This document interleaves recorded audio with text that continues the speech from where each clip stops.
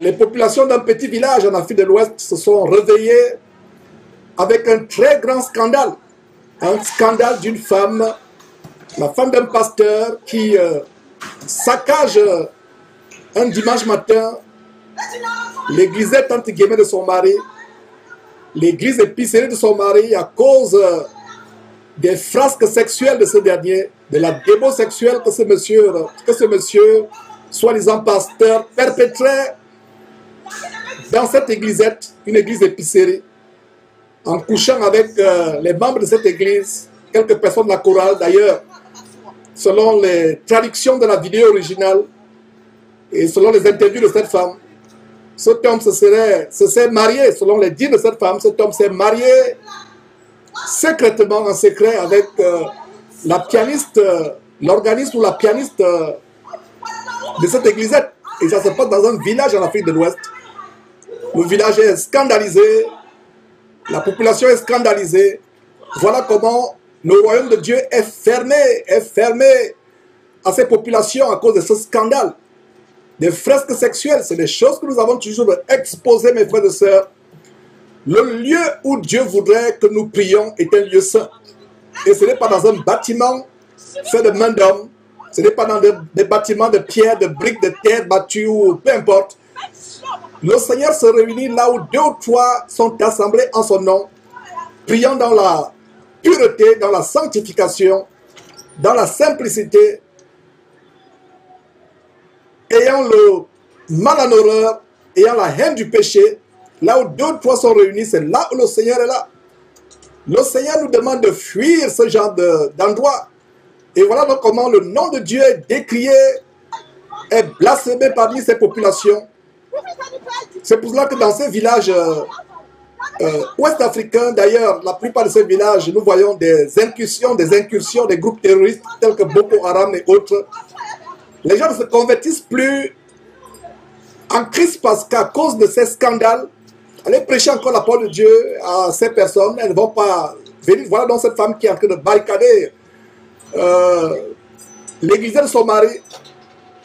Elle est furieuse. Et voilà comment non seulement le mari a commis une abomination, quelque chose de vraiment de terrible pour un prédicateur. Parce que quelqu'un qui prêche la parole de Dieu et qui est impliqué dans la démo sexuelle, dans les scandales sexuels, il se disqualifie même, il se disqualifie lui-même de la prêche. Il y a quelqu'un qui m'a écrit quelques jours, me dit, il y a un des pasteurs de notre église qui a été dans un scandale sexuel. Est-ce qu'il n'est pas encore prêché? J'ai dit honnêtement, ce monsieur, s'il a la crainte de Dieu, doit se retirer, se mettre de côté. Il ne peut plus venir devant les gens, prêcher après avoir trompé sa femme. Donc voilà des scandales. Cette femme qui se déchaîne, qui crie aux abois. Non seulement son mari a péché, et elle aussi elle pêche, parce qu'elle ne peut pas se comporter de cette manière. Voilà comment son mari, à cause de ses fresques sexuelles, de sa démo sexuelle, amène cette femme aussi à pécher, sortir de ces camps de mort, ces camps de concentration. Regardez une affiche, comme vous venez de voir sur votre écran, une affiche dans un village. Pourquoi une affiche dans un village? Vous voyez que ces gens ne prêchent pas le Seigneur Jésus-Christ, c'est tout simplement leur publicité. Un panneau publicitaire dans un village, dans une petite bourgade ouest-africaine. C'est terrible, mes frères et sœurs. Nous sommes en train de dénoncer ces choses et la raison pour laquelle nous montrons ces choses, c'est pour vous dire que ces camps de mort, ces salles d'habitation de démons, vous voyez, c'est voilà un exemple quand je dis souvent que c'est des camps d'embarquement pour l'enfer. Et vous voyez comment cette femme a surgi, a fait éruption en plein culte. Elle a saccagé tout ce qu'il y avait à saccager. Et voilà des badauds qui se réunissent dans le village. Ça cause de l'émoi, ça cause de la stupéfaction.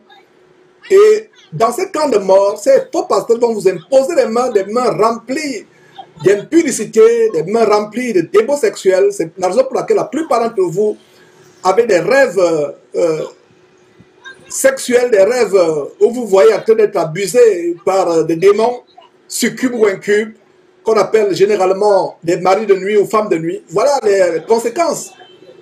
La Bible dit, mes frères et sœurs, si quelqu'un ne sait pas conduire sa propre maison, Comment peut-il conduire le peuple de Dieu si quelqu'un ne peut pas tenir son corps en bride, tenir sa sexualité en bride, la dompter? Comment peut-il conduire l'église de Dieu? Donc voilà des scandales, mes frères et sœurs, que nous dénonçons, des véritables scandales. Nous devons décrier ces choses afin que le peuple de Dieu sache que Dieu n'est pas dans ces choses-là. Dieu n'est pas dans ces affaires. Sortez de ces camps de concentration. Ces faux pasteurs qui montent les églisettes à gauche à droite, ce ne sont pas des églises, parce que la vraie église, ce n'est pas un bâtiment. La vraie église, c'est là où 2 ou 3 sont réunis au nom de Jésus-Christ. C'est ça l'église. C'est ça l'église, ce n'est pas des briques, des tas de briques de ferraille. Voilà les églises mortes, mes frères et sœurs. Et ce qui me fait mal, ces villageois auraient pu entendre le vrai évangile.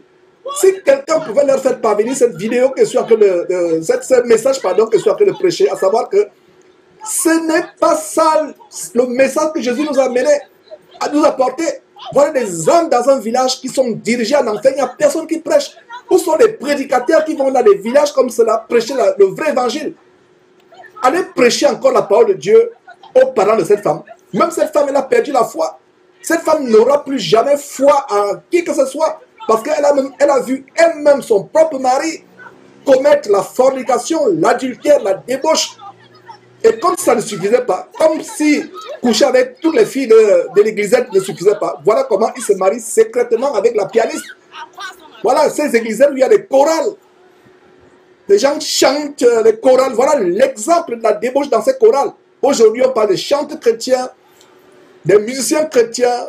Dieu n'y est pas. Dieu n'est absolument pas dans ces choses-là. La sanctification, voilà, des panneaux publicitaires. Dans un village, il y a un panneau publicitaire géant. Pourquoi? Pourquoi, mes frères et sœurs? Et cette femme, selon la vidéo originale que nous avons reçue, il y a quelqu'un qui interviewait cette femme. Et ce témoignage vous coupe le souffle. Ce témoignage vous glace le sang. Les choses abominables que son mari faisait dans cette église, entre guillemets, qui n'est qu'une épicerie évangélique dans un village ouest-africain, ces gens auraient pu entendre la parole de Dieu, entendre l'évangile de Jésus-Christ, mais qu'est-ce qu'ils ont? Ils ont les scandales. Et aller prêcher encore la parole de Dieu à ces villageois, ils vont vous dire que votre Jésus-là, c'est du n'importe quoi. Votre Jésus-là, c'est la foutaise. Votre Jésus-là, heureusement que ce n'est pas le vrai Jésus. Mais ce qui me fait mal, voilà l'idée qu'on a des vrais prédicateurs. Donc sortez de ces choses. Toutes ces églises et tous ces pasteurs, voilà une femme qui a eu le courage de venir publiquement. Qu'en est-il des femmes de Castanou, des femmes de Masolo Chinassi, des femmes de Raoul Wafo et d'autres? Elles n'ont pas le courage, ou alors, c'est même pas le courage qui leur manque, avec les grandes tenues, les grandes toilettes, avec les Versace ou Versace, je ne sais pas comment vous appelez ça, avec les Louis Vuitton, avec les grandes toilettes, avec les grandes tenues.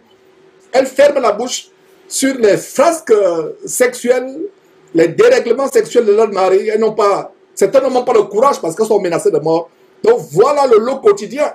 Quand vous voyez ces panneaux publicitaires où vous voyez des affiches, maman pasteur et papa pasteur ont les têtes collées sur l'affiche publicitaire, sur les panneaux publicitaires, vous pensez que les foyers sont des foyers joyeux. Ce ne sont pas des foyers joyeux. Voilà le scandale, voilà la réalité devant vous de comment ça se passe dans la maison de ces soi-disant pasteurs. Voilà la réalité. Voilà cette femme, donc, comme je vous disais, qui est interviewée. Et dans la vidéo originale que nous avons suivie, quelqu'un était en train d'interviewer. C'est un interview d'environ 45 minutes. Comment elle raconte ce qu'elle a enduré dans ce mariage, des choses terribles. La véritable pornographie à laquelle elle a été exposée de la part de son mari, avec des addictions sexuelles, des choses terribles, mes frères et sœurs. Donc nous dénonçons. Regardez, pourtant, c'était des gens mariés, mariés femmes, mariés et voilà, son lot quotidien. Une femme aujourd'hui qui a le cœur déchiré, le cœur meurtri, qui est la risée de tout le monde. Comment ses parents peuvent encore venir au Seigneur Jésus, les parents de cette femme? Comment les gens du quartier peuvent venir au Seigneur Jésus? Alors que nous devons être la lumière, c'est nous la lumière, c'est nous qui apportons la lumière au monde. Nous qui sommes supposés apporter la lumière au monde, nous apportons encore quoi? Les ténèbres. Les ténèbres. Voilà comment la parole de Dieu est vraiment décriée, blasphémée. Les gens ne peuvent plus écouter l'évangile de Jésus-Christ. L'évangile de Jésus-Christ, donc il faut vraiment des vrais prédicateurs qui se lèvent, qui vont dans ces villages, leur dire que, hey, Ce que vous voyez là, ce n'est pas la parole de Dieu. Je ne sais pas quelle est la portée de nos émissions de Jésus-Christ TV dans les villages africains. Peut-être la portée grande en Afrique francophone, mais qu'en est-il de l'Afrique anglophone? Qu'en est-il? Est-ce qu'il y a des trompettes qui prêchent le vrai évangile, qui atteignent les villages avec le vrai évangile pour montrer aux villageois? Et je rends grâce à Dieu qu'avec Jésus-Christ TV, face à tout en Afrique, les gens nous suivent depuis les villages. Il y a même une photo qu'on nous a envoyée, quelqu'un nous a envoyé une photo où il nous suivait avec un petit téléviseur portable qui marche avec les piles et les batteries et qui peut capter les chaînes par satellite. Un petit poste de radio-téléviseur qui marche avec des piles, des batteries. Ça nous a tellement touché cette image. Donc il faut que l'évangile arrive jusqu'aux extrémités de l'Afrique, jusqu'au recoin, non seulement de l'Afrique, à travers le monde, pour qu'on dise à ces gens, comme à ces villageois qui sont ahuris, stupéfaits, de voir un scandale. Donc voilà un homme qui pensait se cacher, et voilà sa propre femme qui le dénonce. Quand Jésus-Christ te dénonce, quand moi votre frère Georges te dénonce, vous dites, ah, on exagère, mais voilà la femme elle-même qui détruit, qui est en train de saccager, détruire l'épicerie de son mari. Mes frères, c'est terrible les choses que nous montrons. Heureusement que la vraie parole, nous la prêchons, nous continuons à la prêcher, mais ma peine est que cette vraie parole n'atteint pas jusqu'aux extrémités de la terre. Donc voilà quelques extraits de cette histoire macabre qui a d'ailleurs défrayé la chronique. Cette histoire est virale. En Afrique de l'Ouest, c'est terrible, mes frères et sœurs, comment ce couplet devient la risée publique. Et voilà comment cette femme qui aurait dû peut-être avoir de la réserve, la retenue, voilà comment elle expose aussi sa folie. Le mari a tort, la femme aussi a tort, mais la personne qui a plus tort, c'est le mari. S'il avait été un modèle pour sa femme, en lui enseignant la vraie parole de Dieu, en étant lui-même un modèle par son enseignement, parce que quand vous enseignez la parole de Dieu à votre épouse, le premier enseignement que nous, hommes de Dieu, devons donner à notre épouse, c'est notre comportement. Je ne peux pas enseigner une chose à mon épouse conforte et ma vie et mon comportement reflètent une autre chose. Ça veut dire que je suis un hypocrite. Mon enseignement doit être parallèle avec mon comportement.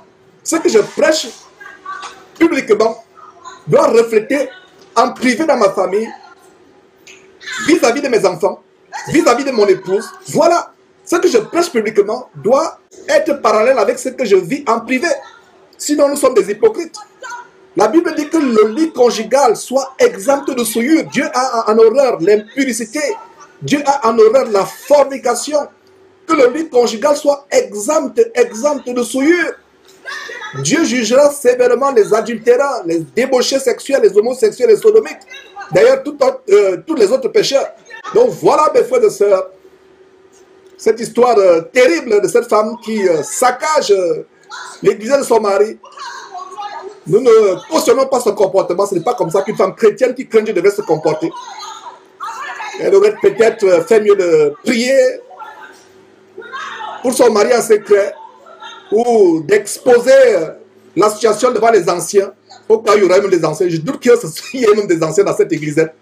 Ça, c'est des gens qui se lèvent comme cela, qui fuient le chômage, qui fuient la pauvreté, qui louent un bâtiment quelque part dans un quartier, dans un bidonville ou dans une bourgade ou un village et s'improvisent de pasteur. Et voilà l'idée qu'on a de Jésus-Christ. Parler de Christ à un musulman, voilà ce que le musulman a de Christ. Voilà, parler de Christ à un bouddhiste, voilà l'idée que le bouddhiste a de Christ.